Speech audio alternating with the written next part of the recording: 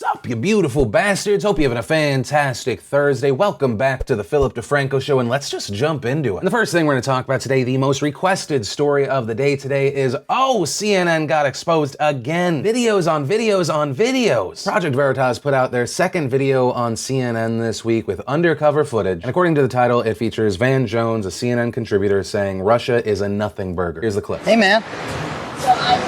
We met in Palm Springs a few years back. Good to see you, man. You good? Yeah. How you been? What are you doing? Good. What do you think's going to happen this week? I mean, with the whole Russia thing. The Russia thing is just a big nothing burger. Really? You don't think that?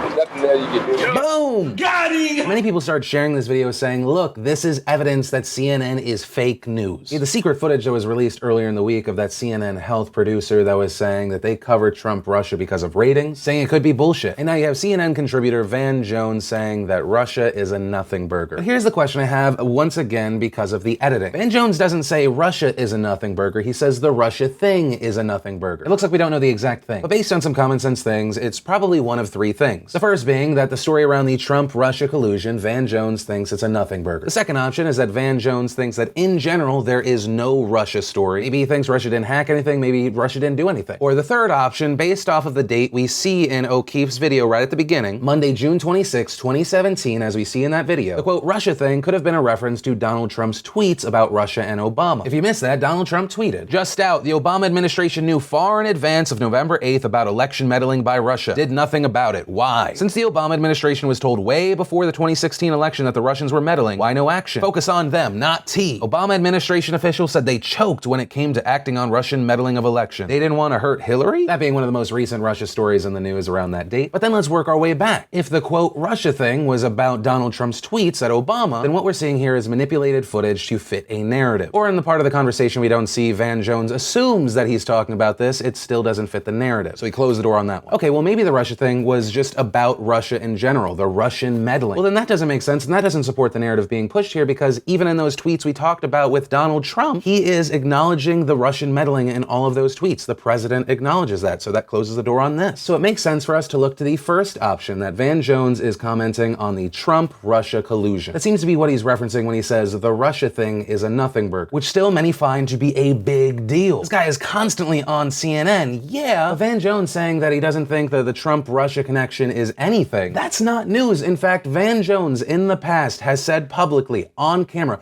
looking directly into the camera, that he doesn't think that there's anything that will actually hit Trump with Russia. Here's a clip of Van Jones 3 days before he was on this undercover footage. I am glad that there is a Russia investigation, and I hope they get to the bottom of it. I think Democrats are fooling ourselves if we think that something's going to come out of this investigation and somehow is going to end the Trump presidency and make everything better. Unless there's a real smoking gun, which there's probably not, it's just going to be a big old mess.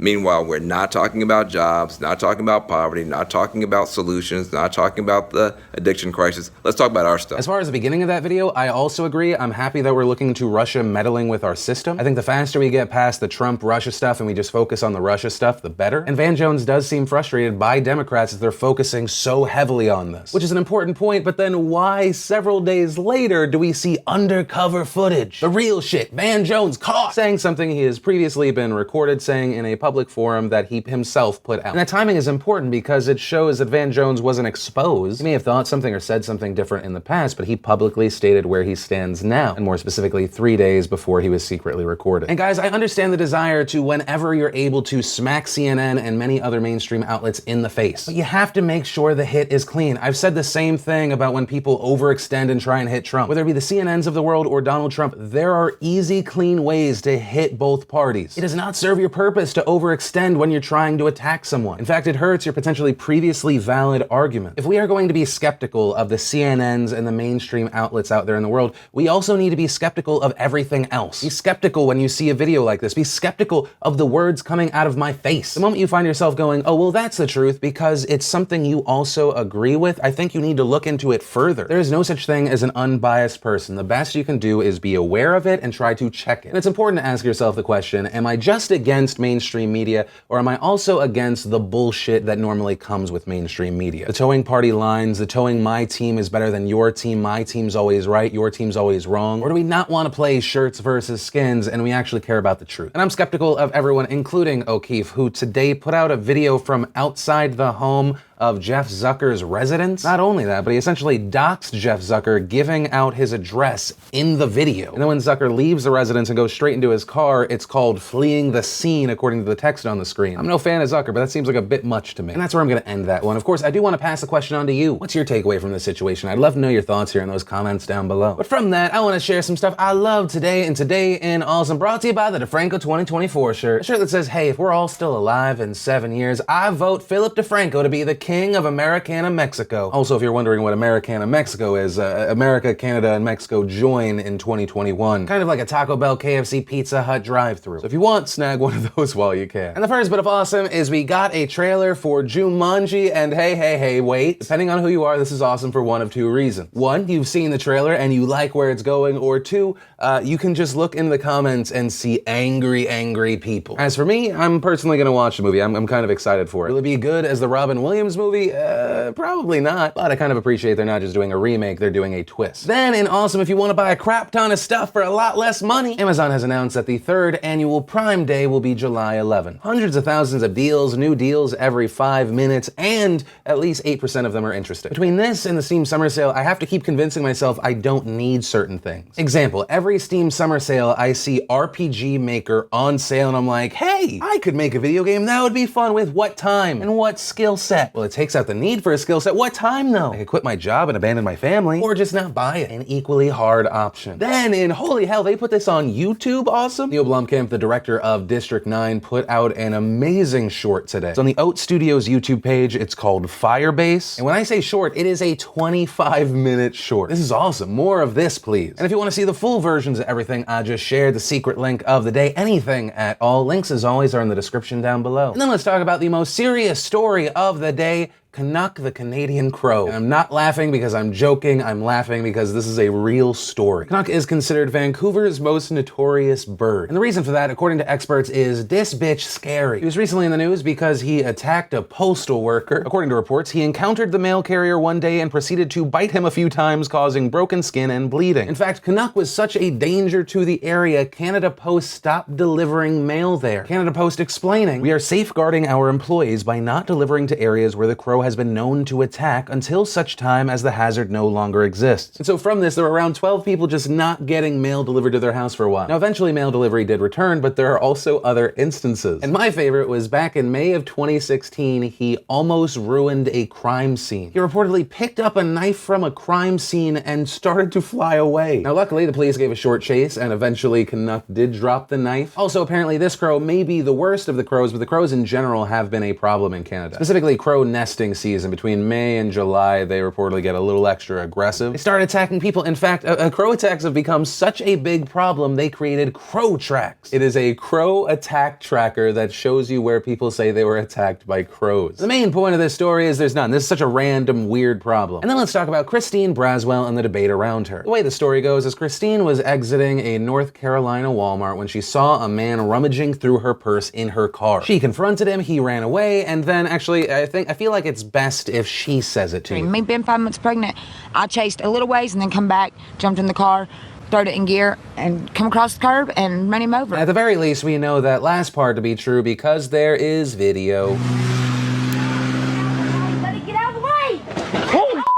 Now, I'm showing you that footage because the would-be robber survived that hit. Reportedly, he was taken to the hospital and only suffered minor injuries. And where the situation leaves us is both people involved have now been charged with crimes. The would-be thief, Robert Rains, charged with felony breaking and entering, larceny, and misdemeanor damage to property. This because the woman claimed her iPad and iPhone screens were cracked. And Christine, well, she's being charged with misdemeanor assault with a deadly weapon, which, when used in a very specific way, a car is. And of course, as you'd imagine, this has sparked some debate. A lot of people saying, yeah, he got what he deserved, while other people said, She just chased down a guy and hit him with her car. How is that not attempted vehicular homicide? So to encourage some more conversation in what I imagine is going to be a very peaceful, very calm comment section, let me know what you think down below. And then let's talk about the big news for the United States and a select few countries that starts tonight. Starting tonight at 8 p.m. Eastern Time, a revised version of Donald Trump's travel ban goes into effect. And this is because a few days ago, the Supreme Court lifted the legal blocks on the ban and agreed to see this case in October. So what countries does this affect? Well, the president's order prohibits entry of travelers from Iran, Libya, Somalia, Sudan, Syria, and Yemen. And this will be for 90 days. So what can we expect? Well, the court says that the ban cannot be imposed on anyone that, quote, has a credible claim of a bona fide relationship with a person or entity in the United States. So what is a, quote, bona fide relationship? Well, according to a diplomatic cable that was acquired, the Trump administration has defined it as close family, meaning parent, including parent-in-law, spouse, child, adult son or daughter, son-in-law, daughter-in-law, sibling, whether whole or half. And this includes step relationships. But close family reportedly does not include grandparents, grandchildren, aunts, uncles, nieces, nephews, cousins, brother-in-laws, sister-in-laws, fiancés, and any other, quote, extended family members. It looks like the main thing here is to keep the core family unit together, although it is just 2 generations. Also, there are others who are exempt from this ban. Green card holders, U.S. citizens, current visa holders, any visa applicant who is in the United States as of June 26, dual nationals, anyone granted asylum, any refugee already admitted to the United States, and foreign nationals with bona fide family, educational, and business ties to the United States. And so for people in the United States that are from one of the 6 countries that were mentioned, if you can't sufficiently establish a close relationship as mentioned previously, you are banned from the country for the next 90 days and 120 days if you are a refugee from any country. And of course, as you would expect, there was a lot of cheering and then a lot of anger. The cheering from people like President Trump saying, you know, it's about time, let's keep ourselves safe, and those who are angry still saying that this is racist or it's just bigoted. This because the countries affected by this are all Muslim majority countries, although the argument we've seen against that is it's not all Muslim countries. But also separately from that, that has been a criticism of people that do support a ban, some arguing that more countries need to be included like Saudi Arabia. Also, there's been criticism from lawyers and advocates saying that the bona fide relationship part, that's not fair. Some, like Cornell University Law School professor Stephen Yale Lauer, asking, why can a stepsister visit the United States but not a grandmother? And it'll be very interesting to see what happens from here. Reportedly, advocates and lawyers are already headed to the airport to deal with whatever is about to happen. And like with a lot today, I pass the question off to you. What is your opinion on this revised travel ban? It's still just as bad, or no, with these limitations it makes sense? About the exclusion of grandchildren and grandparents? And in general, are you happy, angry, or lukewarm about this? I'd love to know your thoughts. And that's actually where I'm going to end today's show. And remember, if you liked this video, you like what I do on this channel, hit that like button. If you're new here, hit that subscribe button. Also, if you missed yesterday's Philip DeFranco show, you want to catch up, all you gotta do is click or tap right there to watch that. Or if you want to see the newest behind the scenes vlog, click or tap right there to watch that. But that said, of course, as always, my name's Philip DeFranco. You've just been filled in. I love yo faces, and I'll see you tomorrow.